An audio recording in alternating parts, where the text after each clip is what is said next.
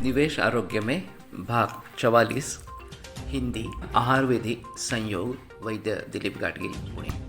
तो हम संयोग के बारे में बात कर रहे थे और दूध और नमक ये संयोग विरुद्ध संयोग है।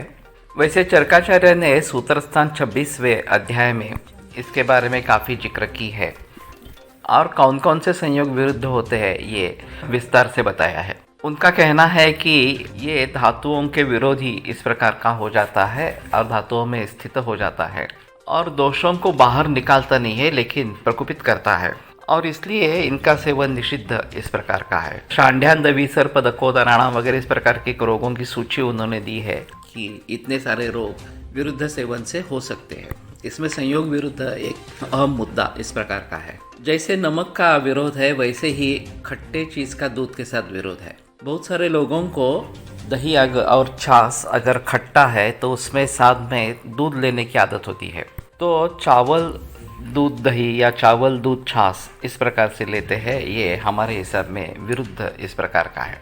तो आइदर छाछ और चावल ले लो या दूध और चावल ले लो, लेकिन दोनों मिक्स मत करो इस प्रकार से।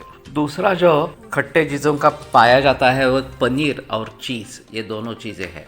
पनीर विशेषतः अपने देश में प्रचलित में है और चीज़ जो है वो विदेशों में प्रचलन में है। पनीर बनाते समय दूध में खट्टी चीज़ें जैसे नींबू का रस डाल के उसका घन भाग और द्रव भाग अलग किया जाता है और घन भाग जो है वो पनीर है। यह हमारे हिसाब में कफ शुक्र निद्रा कर इस प्रकार का है।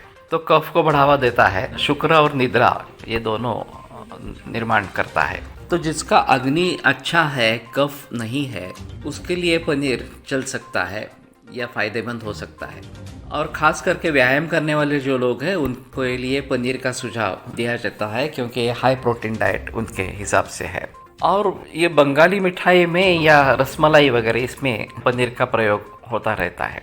तो ये जो प्रयोग है वो उसके मूल गुणधर्मों से सुसंगत इस प्रकार का है, तो उसी को वो दोहराता है। उनके जो गुणकर्म है उसी को ये रसमलाई या बंगाली मिठाई में इस प्रकार का जो प्रयोग होता है वो रसगुल्ला ये ठीक है। लेकिन जब पनीर पंजाबी डिशेस में घुस गया तो एक बड़ा अजीब कॉम्बिनेशन हो गया, क्योंकि इसका फिर लवण से या नमक से और तीखे चीज़ों से संयोग किया जाता है, सब्जियों से संयोग किया जाता है और ये उसके मूल गुणधर्मों से विपरीत इस प्रकार का है। तो ये निस्संशय विरोधी इस प्रकार का हो जाएगा।